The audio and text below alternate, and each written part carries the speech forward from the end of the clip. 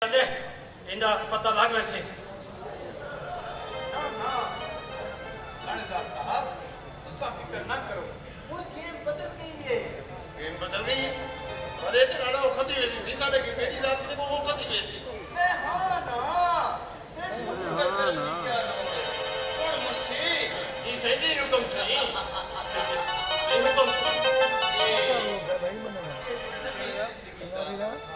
इनाम में चाहिए 21,000 रुपया और सुन एक से वाले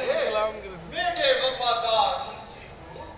मेरे को फंसना चाहते हैं पर तू मिसाल ता सुनी है ना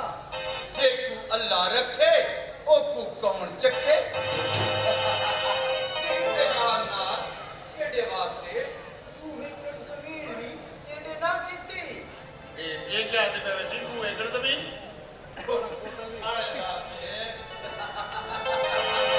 अपने केड़े टके लगे पे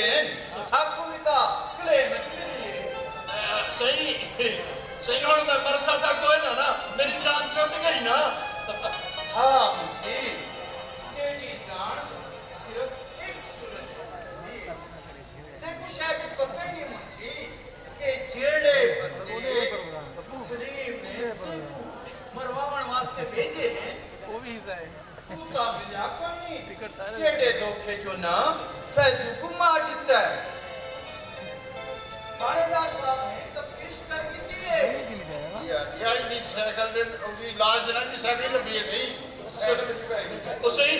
नंबरदार साहब की है केसो मैं हूं कर गई था